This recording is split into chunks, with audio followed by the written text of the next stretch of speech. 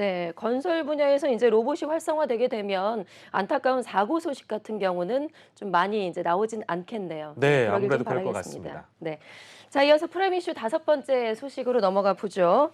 저희가 지난주에 그 한화가 대우조선해양을 이제 인수하면서 인수합병의 마지막 문턱에서 공정위에 기업 결합 심사만을 남겨두고 있다. 좀 상당히 늦어지고 있다라는 소식을 전해드렸는데 자, 최근에요. 조금 달라진 것이 한화 쪽에서 여론전에 강하게 드라이브를 걸고 있다라는 겁니다. 자, 박 기자.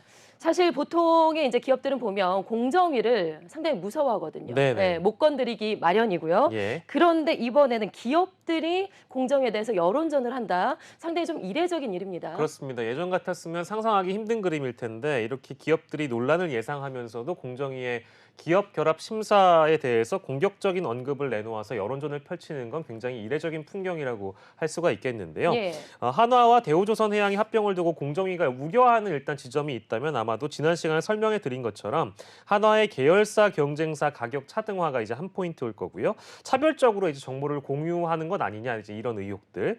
함정 시장을 독점할 가능성 이렇게 세 가지로 꼽힐 수 있을 텐데 한화 쪽은 공정위가 이거 너무 고심하는 거 아니냐, 너무 걱정한다. 더 심하게 얘기하면 다른 경쟁 조선사들의 입김에 공정위가 놀아나고 있는 거 아니냐라고 공개적으로 지금 반박을 하고 있는 것이고요. 예. 업계에서는 한화 쪽이 심사 주체인 공정위와 입장 차이를 이렇게 그대로 노출하면서 반박성 여론을 조성하는 것은 조건 없는 또 신속한 기업 결합 승인을 이끌어내기 위해서라는 강한 그림이다, 강한 밑그림이다라고 해석이 나오고 있고요. 만약에 공정위가 이러다가 시정명령이라도 내리게 될 경우에는 관련 사업 매각 또는 차별 금지 등이 담길 수 있어서 이 점을 한화가 사전에 좀 차단하려는 움직임으로 해석되고 있습니다. 한화가 이렇게 서두르는 배경에는 5월 4천억 원 규모의 울산급 호위함 두 척 입찰에 참여하기 위해서였는데요. 빨리 심사가 끝나야 우리도 움직일 수 있다라는 기회를 잡기 위한 관측입니다. 네. 사실 뭐 늦어질수록 손해보는 규모가 워낙에 크기 때문에 네. 서두를 수밖에 없는 그런 상황이라고 하죠.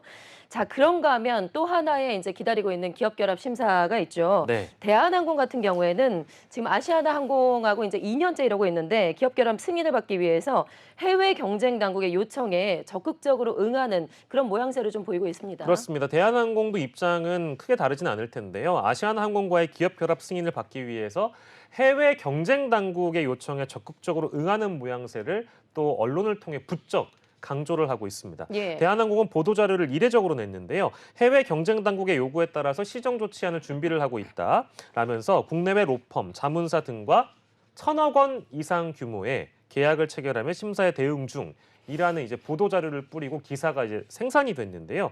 근데 기업이 인수합병 과정 중에 관련 자문료 같은 거를 보도 자료에 실제 넣고 이걸 기사화하는 작업은 매우 이례적이라고 볼 수 있겠습니다. 대한항공은 결합 심사를 모두 14개 나라 경쟁 당국에 요청했는데 현재까지는 베트남, 중국, 한국 등 11개 나라 심사는 마무리가 됐는데요. 남아 있는 국가가 있습니다. 미국, 유럽연합, 일본 이 세 개 나라의 심사를 통과하는데 좀 애를 먹고 있는 상황이어서요. 예. 앞서 앵커께서 말씀 주신 대로 벌써 2년여를 넘어서 장기화되고 있는 것은 경쟁 당국이 자국 항공사의 유리한 부분을 요구하기 위해서라는 해석이 일단 많고요. 이에 따라서 대한항공도 경쟁 당국을 좀 설득하기 위해서 이런 강수를 뒀다라고 평가할 수 있겠습니다.